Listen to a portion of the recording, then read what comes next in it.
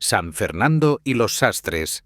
Como reminiscencia del glorioso pasado gremial que dio categoría de imperio económico a la ciudad de Sevilla en los tiempos de la Edad Media, cuando llegó a rivalizar en producción y exportación de manufacturas con las ciudades de la Liga Hanseática y con Venecia y Bizancio, existe todavía hoy en Sevilla una serie de calles que en sus nombres nos recuerdan a aquellos gremios, las unas por haber estado en ellas los talleres u obradores, y las otras por haber radicado en ellas los hospitales propios de los gremios. Calles como Tintes, Vidrio, Boteros, Acetres, Pescadores, Conteros, Lagar, Curtidurías, Cerrajería, Arte de la Seda, etc. Y asimismo perviven capillas de hermandades gremiales, como la capilla de San Andrés de la calle Orfila, fundada por el gremio de los panaderos, la capilla de la Carretería, fundada por el gremio de toneleros, y otras. Pero la más antigua corporación gremial y hermandad piadosa es la célebre Hermandad del Gremio de los Sastres, fundada nada menos que en 1247, es decir, el año antes de la Reconquista de Sevilla, cuando el Rey Santo puso sitio a la ciudad. Y esta hermandad, que aún hoy existe, tuvo por hermano mayor nada menos que al propio San Fernando. Cosa curiosísima, pues, ¿cómo podía ser sastre mayor? Un hombre que solamente había dedicado su vida a la guerra, que hizo 24 campañas, o sea, 24 años de guerra, conquistando él solo más que todos los anteriores reyes de la Reconquista desde Don Pelayo en el año 714 hasta su abuelo Alfonso en 1200. San Fernando, el más atrevido en combate, el más experto en arte militar, el más sufrido soldado, el más diestro jinete, el que conquistó desde Toledo hasta Murcia y Jerez. Pues sí, este rayo de la guerra manejó la aguja para coser, en ocasión histórica, y mereció por ello ser nombrado hermano mayor del gremio de los sastres, como ahora vemos. Encontrábase el rey sitiando a Sevilla, habiendo emplazado su campamento en Tablada, desde donde se veían brillar a lo lejos las 4 manzanas de oro que remataban la torre de la Giralda. Más de una vez, los moros habían intentado asaltar el campamento en ataques por sorpresa, estrellándose siempre contra la vigilante defensa de los cristianos. Pero a medida que la ciudad de Sevilla sentía más el hambre dentro de sus muros, por el apretado cerco en que la tenía San Fernando, más pensaban los musulmanes en conseguir, mediante algún ardid, quebrantar la moral de sus sitiadores.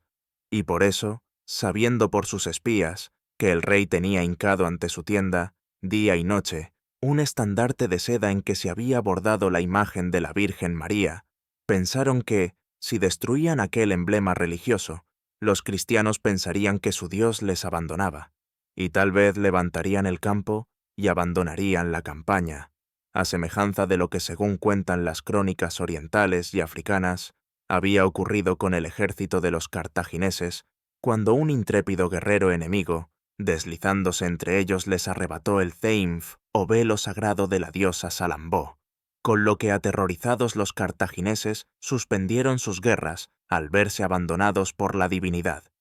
Con objeto de llevar a cabo este propósito, organizaron los moros un plan militar en el que figuraban 2 grupos de caballería, uno de los cuales atacaría el campamento, y el otro, oculto tras un cerro, esperaría que las tropas cristianas estuviesen distraídas en un lado, para entrar por sorpresa por el lado opuesto, arrebatar el estandarte y llevárselo al interior de la ciudad.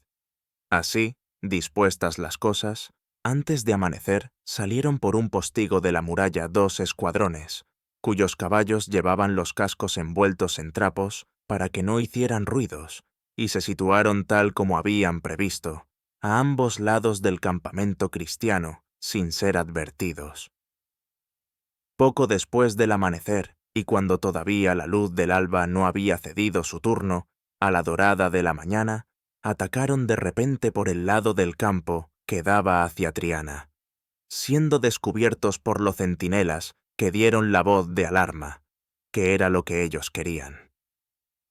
Entretanto, el otro grupo había dado la vuelta al campamento y se había situado en el lado que daba hacia el arroyo Tagarete, en lo que hoy es la calle San Fernando, desde donde se lanzaron los jinetes en impetuosa carga para atacar el campamento por la parte más descuidada, a fin de arrebatar el estandarte. Pero ocurrió que el rey, en aquellos momentos, estaba oyendo la misa que cada mañana le decía en su tienda el obispo don Remondo, capellán de su ejército, y que había de ser prelado de Sevilla cuando se conquistase la ciudad.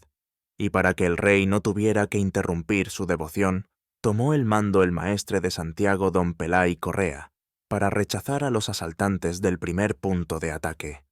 Tal como habían previsto los moros, todas las fuerzas se situaron en la empalizada del campamento que miraba a Triana para rechazar a los jinetes del primer grupo, y entonces fue cuando atacaron los del segundo grupo, consiguiendo abrir una brecha en la empalizada, y se metieron dentro del campamento.